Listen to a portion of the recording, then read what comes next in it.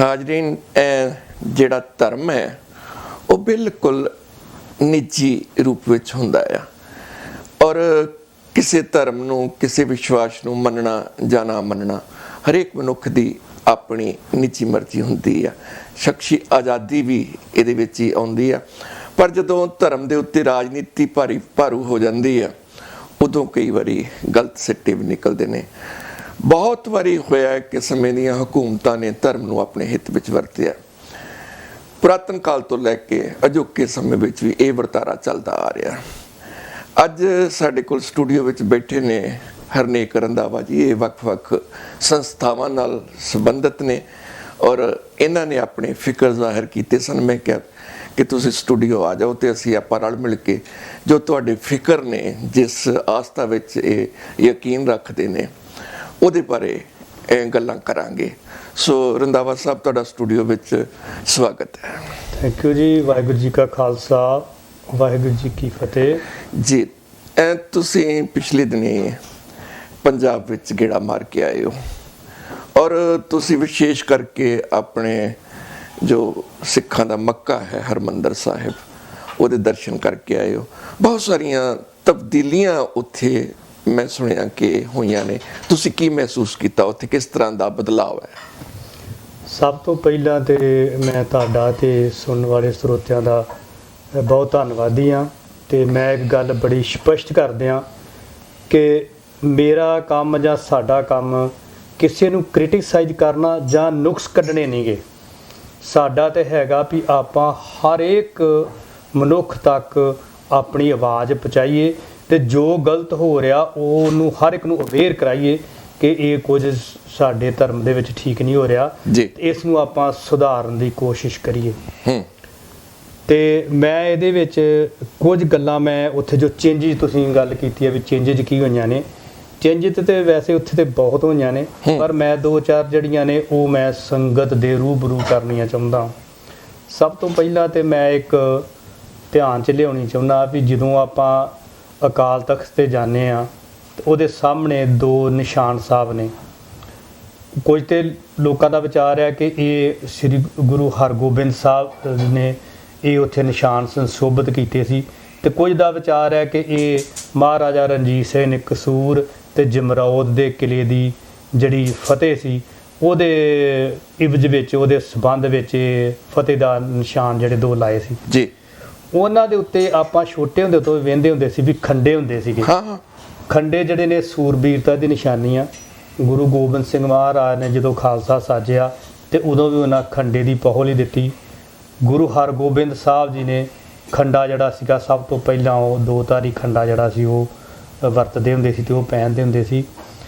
ਉਹਨਾਂ ਨਿਸ਼ਾਨ ਸਾਹਿਬ ਦੇ ਉੱਤੇ ਖੰਡੇ ਹੁੰਦੇ ਸੀ। ਉਹ ਖੰਡੇ ਲਾ ਕੇ ਦੇ ਉੱਤੇ ਪਤਾ ਨਹੀਂ ਉਹ ਤੀਰ ਲਾ ਦਿੱਤੇ ਨੇ ਕਿ ਉਹ ਭਾਲੇ ਨੇ, ਕੀ ਚੀਜ਼ ਆ, ਉਹ ਕੋਈ ਵੱਖਰੀ ਜੀ ਚੀਜ਼ ਲਾ ਦਿੱਤੀ ਆ ਜੀ।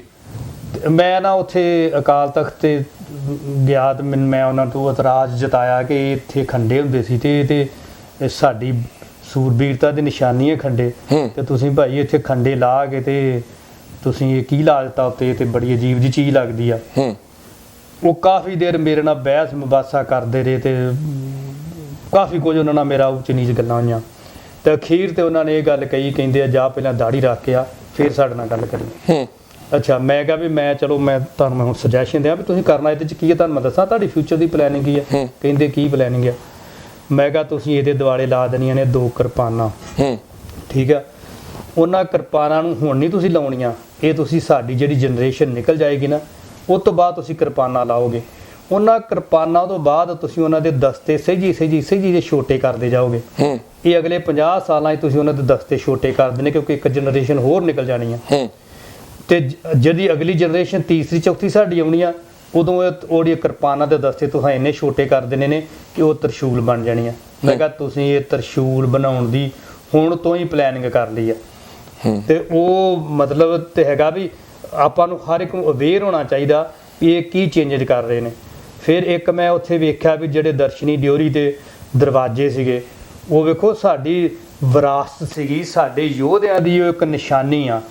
ਜਿਹੜੇ ਅਹਿਮਦ ਸ਼ਾਹ ਅਬਦਾਲੀ ਵਰਗਿਆਂ ਨੂੰ ਜਿਨ੍ਹਾਂ ਦਾ ਕੋਈ ਟੱਕਰ ਨਹੀਂ ਉਹਨਾਂ ਨਾਲ ਲੈ ਸਕਦਾ, ਉਹਦੇ ਕੋਲੋਂ ਕੋਈ ਚੀਜ਼ ਖੋਣੀ ਕੋਈ ਸੌਖੀ ਗੱਲ ਥੋੜੀ ਸੀ ਜੀ ਜੀ। ਸਿੱਖਾਂ ਨੇ ਸੂਰਬੀਰਾਂ ਨੇ ਇੰਨੀ ਵੱਡੀ ਕਿੰਨੀ ਕੁ ਵੱਡੀ ਜ਼ੁਰਤ ਹੋਵੇਗੀ ਕਿ ਉਹਨਾਂ ਨੇ ਅਹਿਮਦ ਸ਼ਾਹ ਅਬਦਾਲੀ ਕੋਲੋਂ ਜਿਹੜੇ ਲੁੱਟ ਕੇ ਲਿਜਾ ਰਿਹਾ ਸੀ ਦਰਵਾਜ਼ੇ ਸੋਮਨਾਥ ਮੰਦਿਰ ਦੇ, ਉਹ ਸਿੱਖਾਂ ਨੇ ਉਹਦੇ ਕੋਲੋਂ ਮਤਲਬ ਚਰਾਏ ਨਹੀਂ ਗਏ, ਉਹਦੇ ਕੋਲ ਖੋਏ ਨਹੀਂ। ਨਹੀਂ, ਉਹ ਐਡੀ ਵੱਡੀ ਸ਼ਕਤੀ ਸੀ ਅਹਿਮਦ ਸ਼ਾਹ ਅਬਦਾਲੀ ਕਿ ਉਹਦਾ ਹਿੰਦੁਸਤਾਨ ਵਿੱਚ ਕਿਧਰੇ ਵੀ ਵਿਰੋਧ ਨਹੀਂ ਹੋਇਆ, ਸਿਰਫ ਵਿਰੋਧ ਹੋਇਆ ਤੇ ਸਿੱਖਾਂ ਨੇ ਡਟ ਕੇ। ਹਾਂ, ਤੇ ਸਿੱਖਾਂ ਨੇ ਫਿਰ ਸਿਰਫ ਲੜਕੀਆਂ ਨਹੀਂ ਛਡਾਈਆਂ, ਉਹ ਬੜੀ ਵੱਡੀ ਇੱਕ ਹੈਰੀਟੇਜ ਸੀਗਾ ਜਿਹੜਾ ਉਹ ਅਬਦਾਲੀ ਕੋਲੋਂ ਸੋਮਨਾਥ ਦੇ ਮੰਦਿਰ ਦਾ, ਉਹ ਦਰਵਾਜ਼ੇ ਛਡਾ ਕੇ ਤੇ ਉਹਨਾਂ ਨੇ ਹਰਿਮੰਦਰ ਸਾਹਿਬ ਲਾ ਦਿੱਤੇ। ਉਹ ਹੁਣ ਉੱਥੇ ਉਹਨਾਂ ਵਰਗੇ ਦਰਵਾਜ਼ੇ ਵੇਖਣ ਨੂੰ ਉਹਨਾਂ ਵਰਗੇ ਲੱਗਦੇ ਨੇ, ਪਰ ਉਹ ਦਰਵਾਜ਼ੇ ਹੈ ਨਹੀਂਗੇ। ਉਹ ਦਰਵਾਜ਼ੇ ਜਿਹੜੇ ਨੇ ਉੱਥੇ ਨਹੀਂ ਹੈਗੇ। ਮੈਂ ਉਹਦੇ ਬਾਰੇ ਇਨਕੁਆਇਰੀ ਕੀਤੀ, ਮੈਂ ਕਿਹਾ ਵੀ ਉਹ ਕਿੱਥੇ ਨੇ, ਤੇ ਉਹ ਉਹਨਾਂ ਨੇ ਕੋਈ ਅਥੈਂਟਿਕ ਜਵਾਬ ਨਾ ਆਇਆ। ਤੇ ਇੱਕ ਮੈਨੂੰ ਕਹਿੰਦਾ ਜੀ ਉਹਦਾ ਨਾ ਕਾਰ ਸੇਵਾ ਵਾਲੇ ਕਹਿੰਦੇ ਨੇ ਵੀ ਸਾਨੂੰ ਨਾ ਇਹਦਾ ਹਾਥੀ ਦੰਦ ਨਹੀਂ ਮਿਲਦਾ, ਇਸ ਕਰਕੇ ਅਸੀਂ ਉਹਨੂੰ ਉਹਦੀ ਸੇਵਾ ਨਹੀਂ ਕਰ ਸਕਦੇ। ਉਹ ਮੈਂ ਕਹਿੰਦਾ ਵੀ ਤੁਸੀਂ ਸਾਨੂੰ ਪੁਰਾਣੇ ਦਰਵਾਜ਼ੇ ਲਿਆ ਦਿਓ, ਸਾਨੂੰ ਨਵਾਂ ਹਾਥੀ ਦੰਦ ਚਾਹੀਦਾ ਹੀ ਨਹੀਂਗਾ। ਤੁਸੀਂ ਵੇਖੋ ਇੱਥੇ ਪੁਰਾਣੀਆਂ ਬਿਲਡਿੰਗਾਂ ਨੇ, ਉਹਨਾਂ ਦੀ ਕੋਈ ਇੱਕ ਇੱਟ ਵੀ ਨਹੀਂ ਲਾ ਸਕਦਾ, ਤਾਂ ਅਸੀਂ ਉਹ ਕਿਉਂ ਪੁਰਾਣਾ ਹਾਥੀ ਦੰਦ ਉਹਦਾ ਚੇਂਜ ਕਰੀਏ ਜੀ? ਉਹਨੂੰ ਪੁਰਾਣਾ ਹੀ ਹਾਥੀ ਦੰਦ ਲੱਗਾ ਰਹਿਣ ਦਿਓ, ਉਹਦੀ ਜੋ ਪੁਰਾਣੀ ਦੇਖਿਆ ਉਹਨੂੰ ਪੁਰਾਣੀ ਦੇਖੀ ਉਹਦੀ ਬਣੀ ਰਹਿਣ ਦਿਓ। ਹਾਂ, ਇੱਥੇ ਕਈ ਲੋਕ ਦਲੀਲ ਦਿੰਦੇ ਨੇ ਕਿ ਜੇ ਉਹ ਸੋਮਨਾਥ ਮੰਦਿਰ ਤੋਂ ਲਾ ਕੇ ਲਿਆਂਦੇ ਸੀਗੇ ਤੇ ਉਹਦੇ ਤੇ ਹੱਕ ਸੋਮਨਾਥ ਮੰਦਿਰ ਦਾ ਬਣਦਾ। ਤੁਸੀਂ ਕੀ ਸਮਝਦੇ ਹੋ? ਨਹੀਂ, ਪਰ ਵੇਖੋ ਇਹ ਉਹ ਜੇ ਅਬਦਾਲੀ ਉੱਥੇ ਕਾਬਲ ਲੈ ਜਾਂਦਾ ਤੇ ਫਿਰ ਉੱਥੋਂ ਕਿੱਥੋਂ ਹੱਕ ਨਾਲ ਜਿਤਾ ਲੈਣਾ ਸੀ? ਇਹ ਤੇ ਇਹਨਾਂ ਨੇ ਖੋਏ ਨੇ, ਇਹ ਤੇ ਉਹ ਲੁੱਟਮਾਰ ਕਰਕੇ ਲਿਜਾ ਰਹੇ ਸੀ ਤੇ ਇਹਨਾਂ ਨੇ ਖੋਹ ਲਏ। ਤੇ ਜਿਹੜੀਆਂ ਲੜਕੀਆਂ ਸੀਗੀਆਂ ਉਹ ਲੈ ਕੇ ਜਾ ਰਿਹਾ, ਉਹ ਤੇ ਉਹਨਾਂ ਨੇ ਘਰੋਂ ਘਰੀ ਪਹੁੰਚਾਤੇ ਸਿੱਖਾਂ ਨੇ। ਇਹ ਜਿਹੜੇ ਸੀ ਲਿਆ ਕੇ ਹਰਿਮੰਦਰ ਸਾਹਿਬ ਚੜਾ ਦਿੱਤੇ ਜੀ। ਤੇ ਉਹਦੇ ਚ ਧਾਰਮਿਕ ਸਥਾਨ ਤੇ ਧਾਰਮਿਕ ਸਥਾਨ ਹੀ ਆ, ਇਹਨਾਂ ਨੇ ਕਿਤੇ ਵੇਚੇ ਨਹੀਂ ਗਏ, ਕਿਤੇ ਆਪਣੇ ਪਰਸਨਲ ਯੂਜ਼ ਵਾਸਤੇ ਨਹੀਂ ਉਹਨਾਂ ਨੂੰ ਕਿਤੇ ਯੂਜ਼ ਕੀਤਾ, ਉਹਨਾਂ ਨੂੰ ਸਿਰਫ ਇੱਕ ਧਾਰਮਿਕ ਸਥਾਨ ਤੇ ਲਿਆ ਕੇ ਲਾ ਦਿੱਤਾ। ਇਸ ਕਰਕੇ ਉਹਦੇ ਤੇ ਕੋਈ ਆਪੱਤੀ ਨਹੀਂ ਹੋਣੀ ਚਾਹੀਦੀ ਕਿਸੇ ਨੂੰ ਵੀ ਇੱਕ ਧਾਰਮਿਕ ਸਥਾਨ ਤੇ ਲੱਗੇ ਨੇ। ਉਹਨਾਂ ਨੂੰ ਤਾਂ ਸਗੋਂ ਚਾਹੀਦਾ ਸੀ ਅਕਾਲ ਤਖਤ ਦੇ ਸਾਹਮਣੇ ਸ਼ੀਸ਼ਿਆਂ 'ਚ ਮੜਾ ਕੇ ਰੱਖ ਦੇ। ਹੁਣ ਤਖਤੇ ਤਾਊਸ ਆ, ਜਾਓ, ਮੇਰਾ ਖਿਆਲ 90% ਸਿੱਖਾਂ ਨੂੰ ਨਹੀਂ ਪਤਾ ਹੋਣਾ ਕਿ ਸਾਡੇ ਜੱਸਾ ਸਿੰਘ ਆਲੂਵਾਲੀਏ ਨੇ ਇੱਥੇ ਤਖਤੇ ਤਾਊਸ ਵੀ ਲਿਆ ਕੇ ਰੱਖਿਆ ਜੇ, ਜਿਹਦੇ ਤੇ ਮੁਗਲ ਹਾਕਮਾਂ ਨੂੰ ਗੱਦੀ ਮਿਲਦੀ ਹੁੰਦੀ, ਜਿੱਥੋਂ ਹੁਕਮ ਜਾਰੀ ਕਰਦੇ ਹੁੰਦੇ ਸੀਗੇ, ਜਿੱਥੇ ਰਾਜ ਕਰਦੇ ਹੁੰਦੇ ਸੀ ਇਹ ਤਖਤ ਤੇ ਬਹਿ ਕੇ, ਉਹ ਤਖਤੇ ਤਾਊਸ ਉੱਥੇ ਪਿਆ ਜੇ। ਉਹਨੂੰ ਇੱਕ ਪਤਾ ਨਹੀਂ ਕਿਹੜੀ ਖੁੱਡ 'ਚ ਵਾੜਿਆ ਜੇ ਇਹਨਾਂ ਨੇ, ਉੱਥੇ ਉਹਨਾਂ ਦੇ ਬੁੰਗੇ 'ਚ ਵਾੜਿਆ, ਕਿਸੇ ਨੇ ਕਦੀ ਵੇਖਿਆ ਨਹੀਂ, ਮੈਂ ਅਜੇ ਤੱਕ ਨਹੀਂ ਵੇਖਿਆ। ਬਹੁਤ ਸਾਰੀਆਂ ਜਿਹੜੀਆਂ ਹੱਥ ਲਿਖਤਾਂ ਸੀ ਪੁਰਾਤਨ ਪੀੜਾਂ ਜਾਂ ਬਹੁਤ ਕੁਝ ਸਾਹਿਤ ਧਾਰਮਿਕ ਸਾਹਿਤਕ ਖਜ਼ਾਨਾ ਸੀਗਾ, ਜਿਹਦੇ ਵਾਸਤੇ ਇਹਦੇ ਉੱਤੇ ਇਹ ਇਲਜ਼ਾਮ ਲੱਗਦਾ ਕਿ ਫੌਜੀ ਕਾਰਵਾਈ ਵੇਲੇ ਸਰਕਾਰ ਲੈ ਗਈ ਸੀ। ਪਰ ਬਾਰ-ਬਾਰ ਉਹਦੇ ਇਨਕੁਆਇਰੀ ਕਰਨ ਤੇ ਬਹੁਤ ਸਾਰੇ ਲੋਕਾਂ ਨੇ ਇਨਕੁਆਇਰੀ ਕੀਤੀ ਆ ਔਰ ਸਰਕਾਰ ਨੇ ਸਪਸ਼ਟ ਕਰਤਾ ਕਿ ਅਸੀਂ ਉਹ ਵਾਪਸ ਕਰ ਦਿੱਤੀ ਹੈ ਸਾਰਾ ਜਿਹੜਾ ਪੁਰਾਤਨ ਖਜ਼ਾਨਾ ਸੀ। ਇਹ ਅਜੇ ਵੀ ਕਹਿੰਦੇ ਆਏ ਨਹੀਂ, ਪਰ ਕਈ ਥਾਵਾਂ ਦੇ ਉੱਤੋਂ ਵਿਦੇਸ਼ਾਂ ਵਿੱਚ ਖਾਸ ਕਰਕੇ ਕੁਝ ਚੀਜ਼ਾਂ ਉੱਥੇ ਉਪਲਬਧ ਨੇ ਔਰ ਕਿਤੇ ਨਾ ਕਿਤੇ ਲੱਗਦਾ ਵਾ ਕਿ ਕਿਸੇ ਟੇਢੇ ਢੰਗ ਨਾਲ ਉਹ ਵੇਚ ਦਿੱਤੇ ਗਏ ਨੇ ਜਾਂ ਸਮਥਿੰਗ ਇਦਾਂ ਦਾ ਵੀ। ਤੁਸੀਂ ਕੀ ਸਮਝਦੇ ਹੋ ਇਹਦੇ ਬਾਰੇ? ਵੇਖੋ ਜੀ ਰੰਧਾਵਾ ਸਾਹਿਬ, ਇਸ ਤਰ੍ਹਾਂ ਵਾ ਵੀ ਸਿੱਖਾਂ ਦੀ ਤਰਾਸਦੀ ਰਹੀ ਆ ਕਿ ਇਹਨਾਂ ਨੇ ਕੁਰਬਾਨੀਆਂ ਕੀਤੀਆਂ, ਇਤਿਹਾਸ ਰਚਿਆ, ਪਰ ਆਪਣੇ ਇਤਿਹਾਸ ਨੂੰ ਸਾਂਭਿਆ ਨਹੀਂ। ਹੁਣ ਇਹਦੇ 'ਚ ਨੋ ਡਾਊਟ ਕਿ ਉਹਨਾਂ ਨੇ ਵਾਪਸ ਕਰ ਦਿੱਤੇ ਨੇ ਤੇ ਇਹ ਇਹਨਾਂ ਕੋਲ ਆ ਗਏ ਨੇ। ਇਹਨਾਂ ਨੂੰ ਕਿਉਂਕਿ ਸਾਡਾ ਵੇਖੋ ਸਾਡਾ ਇਤਿਹਾਸ ਮਿਟਾਉਣਾ ਹੀ ਇਹਨਾਂ ਦਾ, ਜਿਹੜੀ ਮੈਂ ਸੌਰੀ ਟੂ ਸੇ ਮੈਨੂੰ ਕਹਿਣਾ ਪੈਣਾ, ਜਿਹੜੀ ਸ਼੍ਰੋਮਣੀ ਕਮੇਟੀ ਆ ਉਹ ਇਸ ਵੇਲੇ ਉਹਦੇ ਤੇ RSS ਦਾ ਕਬਜ਼ਾ ਵਾ, ਟਕਸਾਲ ਤੇ RSS ਦਾ ਕਬਜ਼ਾ ਵਾ, ਸਤਕਾਰ ਕਮੇਟੀਆਂ ਇਹਨਾਂ ਤੇ RSS ਦਾ ਕਬਜ਼ਾ। ਇਹਨਾਂ ਦਾ ਇੱਕੋ ਮਾਟੋ ਆ ਕਿ ਸਿੱਖ ਇਤਿਹਾਸ ਨੂੰ ਖਤਮ ਕਰਨਾ। ਜਦੋਂ ਕੌਮਾਂ ਖਤਮ ਕਰਨੀਆਂ ਹੁੰਦੀਆਂ ਨੇ, ਸਭ ਤੋਂ ਪਹਿਲਾਂ ਉਹਦਾ ਢਾਉਂਦੇ ਨੇ ਹੈਰੀਟੇਜ, ਉਹਦੀਆਂ ਇਤਿਹਾਸਕ ਨਿਸ਼ਾਨੀਆਂ, ਜਿਹੜੀਆਂ ਕਿ ਸਾਡੀਆਂ ਇਤਿਹਾਸਕ ਨਿਸ਼ਾਨੀਆਂ ਤੁਹਾਡੇ ਸਾਹਮਣੇ ਨੇ। ਇਹਨਾਂ ਕਾਰ ਸੇਵਾ ਦੇ ਨਾਂ ਦੇ ਹੇਠ ਸਾਡੇ ਪੈਸੇ ਨਾਲ, ਸਾਡੇ ਕੋਲੋਂ ਪੈਸਾ ਗਰਾ ਕੇ ਤੇ ਸਾਡੀਆਂ ਉਹਦੀਆਂ ਸਾਰੀਆਂ ਨਿਸ਼ਾਨੀਆਂ ਨੇ ਉਹ ਖਤਮ। ਨਿੱਕੇ ਹੁੰਦਿਆਂ ਤੋਂ ਵੇਖਦੇ ਅਸੀਂ ਬੱਸਾਂ 'ਚ ਸਫ਼ਰ ਕਰਨਾ ਤੇ ਟੋਕਰੀ ਲੈ ਕੇ ਫਿਰਦੇ ਹੁੰਦੇ ਵੀ ਕਾਰ ਸੇਵਾ ਕਰਨੀ ਆ, ਕਾਰ ਸੇਵਾ 'ਚ ਪੈਸੇ ਪਾਓ।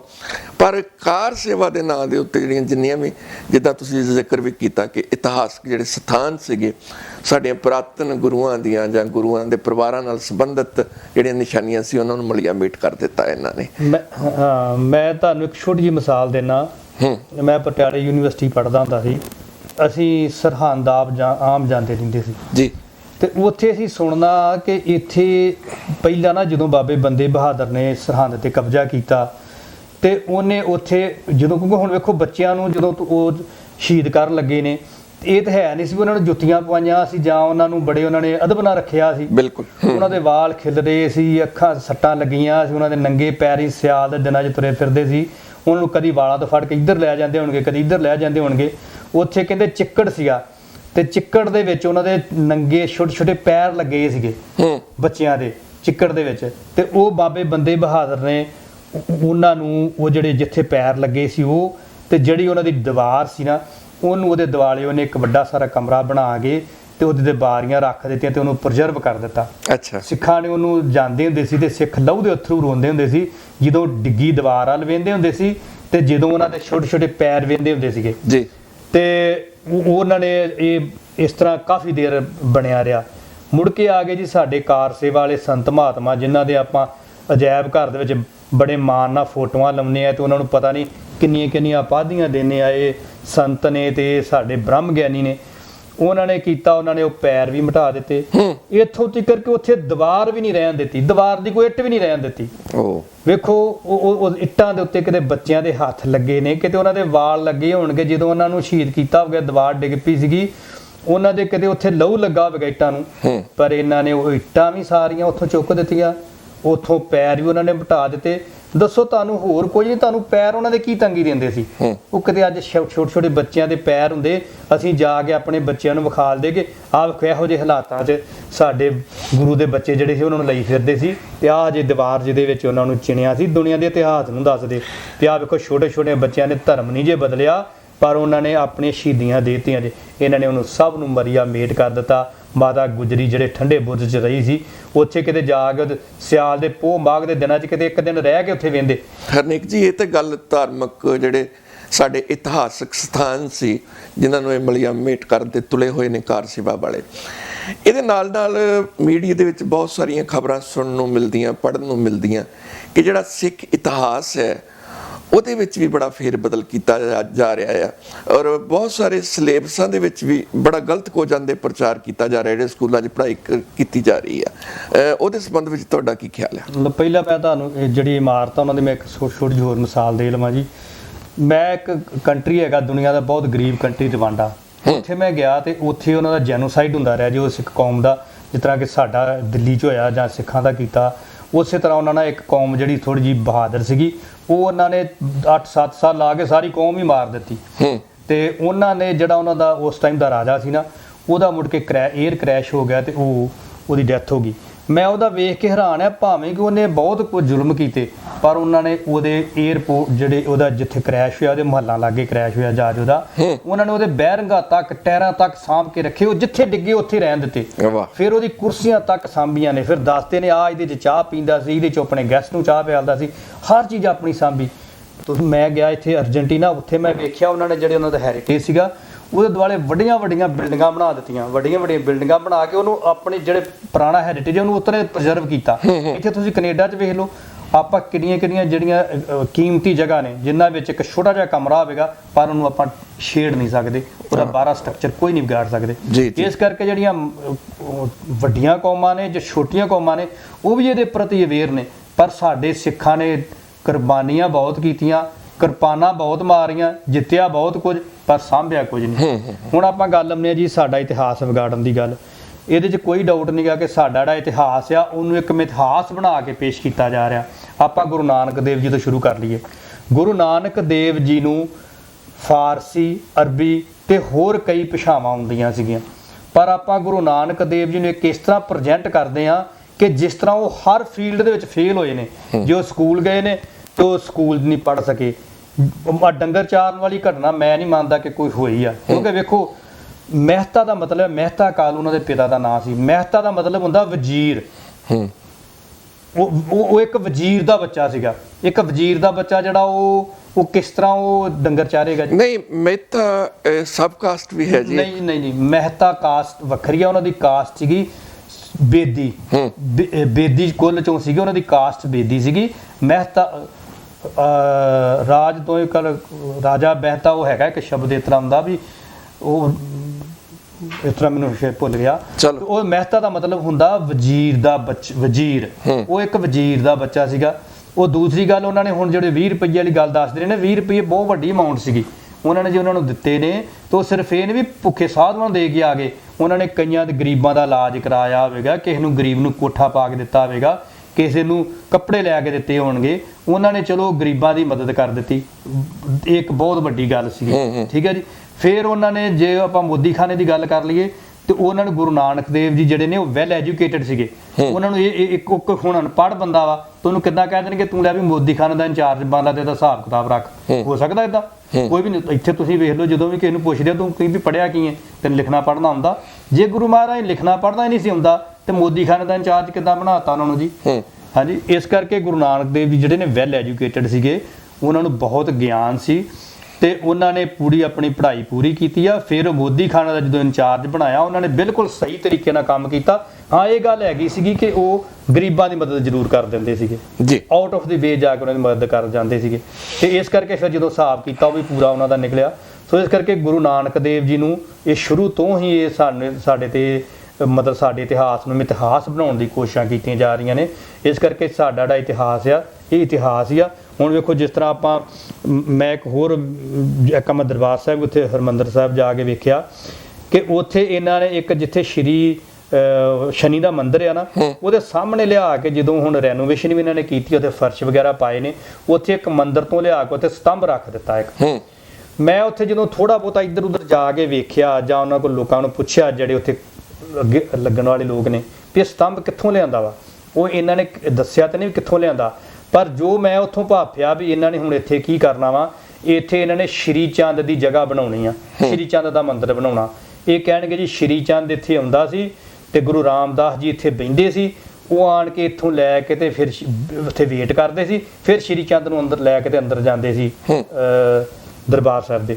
ਉਹ ਜਿਹੜੇ ਸ਼੍ਰੀ ਚੰਦ ਨੇ ਗੁਰੂ ਦਾ ਆਪਣੇ ਪਿਤਾ ਸ਼੍ਰੀ ਦਾ ਹੁਕਮ ਨਹੀਂ ਮੰਨਿਆ, ਸਵਾਹ ਪਿੰਡੇ ਤੇ ਮਲ ਕੇ ਜੜਾਵਾਂ ਰੱਖ ਕੇ ਗੁਰੂ ਉਪਦੇਸ਼ ਦੇ ਉਲਟ ਕੰਮ ਕਰਦਾ ਰਿਹਾ, ਉਹਨੂੰ ਇਹ ਗੁਰੂ ਤੋਂ ਵੀ ਵੱਧ ਦਰਜਾ ਦੇਣਾ ਚਾਹੁੰਦੇ ਨੇ।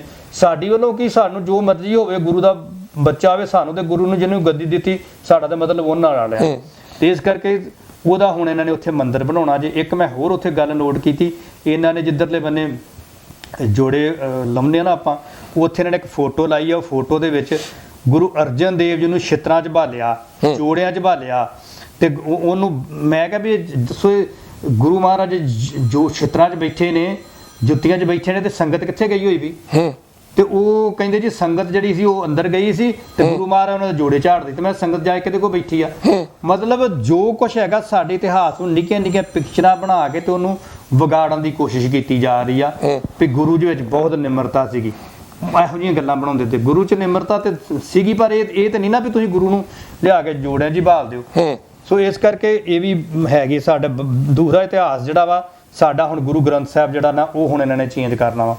ਗੁਰੂ ਗ੍ਰੰਥ ਸਾਹਿਬ ਜਿਹੜਾ ਨਾ ਵਾ, ਹੁਣ ਵੇਖੋ ਜਿਹੜੀਆਂ ਸਤਿਕਾਰ ਕਮੇਟੀਆਂ ਨੇ ਉਹ ਲੋਕਾਂ ਦੇ ਘਰਾਂ 'ਚੋਂ ਕਿਸ ਤਰ੍ਹਾਂ ਜ਼ਬਰਦਸਤੀ ਪੁਰਾਣੇ ਸਰੂਪ ਚੁੱਕ ਕੇ ਲਿਜਾ ਰਹੀਆਂ ਨੇ, ਪਰ ਆਪਾਂ ਕੁਝ ਨਹੀਂ ਕਰ ਸਕਦੇ। ਇਹਦੇ ਕੌਮ ਦੇ ਦੁਆਲੇ ਇਸ ਤਰ੍ਹਾਂ ਹੈ ਨਾ ਜਿਸ ਤਰ੍ਹਾਂ ਸ਼ੇਰ ਦੁਆਲੇ ਲੱਕੜ ਬੱਗੇ ਹੋ ਜਾਂਦੇ ਨੇ। ਇਹ ਬਦੋ-ਬਦੀ ਖੋਹ ਹੋ ਕੇ ਗੁਰੂ ਦੀਆਂ ਬੀੜਾਂ ਜਿਹੜੀਆਂ ਨੇ ਗੁਰੂ ਗ੍ਰੰਥ ਦੀਆਂ, ਤੇ ਉਹ ਲਿਜਾ ਕੇ ਪਤਾ ਨਹੀਂ ਸੰਸਕਾਰ ਕਰੀ ਜਾਂਦੇ ਆ, ਕਿੱਥੇ ਸੁੱਟੀ ਜਾਂਦੇ ਆ, ਕੋਈ ਕਿਸੇ ਨੂੰ ਪਤਾ ਨਹੀਂ। ਪਰ ਇਹਨਾਂ ਨੇ ਜਿੰਨੀ ਪੁਰਾਣੀ ਬੀੜ ਹੋਵੇਗੀ ਉਨੀ ਇਹਨਾਂ ਨੂੰ ਗੁੱਡਵਿਲ ਚੰਗੀ ਮਿਲਦੀ ਆ। ਇੱਕ ਗੁਰੂ ਸਿਧਾਂਤ ਤੇ ਹਮਲਾ ਕਰ ਰਹੇ ਨੇ। ਜਿਵੇਂ ਇਹਨਾਂ ਨੇ ਸਾਰਾ ਗੁਰੂ ਗ੍ਰੰਥ ਸਾਹਿਬ ਨਹੀਂ ਚੇਂਜ ਕਰਨਾ, ਜਿਵੇਂ ਮੈਂ ਤੁਹਾਨੂੰ ਮਿਸਾਲ ਦੇਣਾ, ਹਾਹੇ ਨੂੰ ਕੰਨਾ, ਥੱਥੇ ਨੂੰ ਔਂਕੜ, ਹੱਥ ਦਾ ਮਤਲਬ ਹੱਥ, ਤੇ ਹਾਹੇ ਨੂੰ ਕੰਨਾ ਥੱਥਾ ਪਾਤਾ, ਤੇ ਹਾਥ ਦਾ ਮਤਲਬ ਡੂੰਘਾ। ਹੁਣ ਇਸ ਤਰ੍ਹਾਂ ਇਹਨਾਂ ਨੇ ਨਿੱਕੀਆਂ ਨਿੱਕੀਆਂ ਚੇਂਜਾਂ ਕੇ, ਜਦੋਂ ਛੱਸੇ ਨੂੰ ਕੰਨਾ ਤੇ ਉੱਤੇ ਬਿੰਦੀ ਤੇ ਤੱਤੇ ਨੂੰ ਸਿਹਾਰੀ ਪਾਤੀ ਤੇ ਸ਼ਾਂਤੀ ਦਾ ਮਤਲਬ ਸ਼ਾਂਤੀ, ਜੇ ਸੱਸੇ ਨੂੰ ਕੰਨਾ ਤੇ ਤੱਤੇ ਨੂੰ ਸਿਹਾਰੀ ਪਾਤੀ, ਸਾਧ ਦਾ ਮਤਲਬ ਸੱਚ। ਇਸ ਤਰ੍ਹਾਂ ਇਹਨਾਂ ਨੇ ਕਿਰਪਨ ਦਾ ਮਤਲਬ ਹੁੰਦਾ ਕੰਜੂਸ, ਜੇ ਪੱਪੇ ਨੂੰ ਕੰਨਾ ਪਾਤਾ ਤੇ ਕਿਰਪਾਨ ਦਾ ਮਤਲਬ ਕਿਰਪਾਨ। ਇਸ ਤਰ੍ਹਾਂ ਇਹਨਾਂ ਨੇ ਛੋਟੇ ਛੋਟੇ ਚੇਂਜਿਸ ਕਰਕੇ ਉਹਨਾਂ ਦੇ ਅਰਥ ਹੀ ਗੁਰੂ ਗ੍ਰੰਥ ਤੇ ਬਦਲ ਦੇਣੇ ਨੇ। ਇਹ ਹੁਣ ਵੇਖੋ ਕਿਸ ਤਰ੍ਹਾਂ ਕਰਦੇ ਨੇ, ਜਿੱਥੇ ਵੀ ਕਿਤੇ ਪੁਰਾਣਾ ਗੁਰੂ ਗ੍ਰੰਥ ਸਾਹਿਬ ਹੁੰਦਾ ਇਹ ਚੁੱਕ ਕੇ ਲੈ ਜਾਂਦੇ ਆ।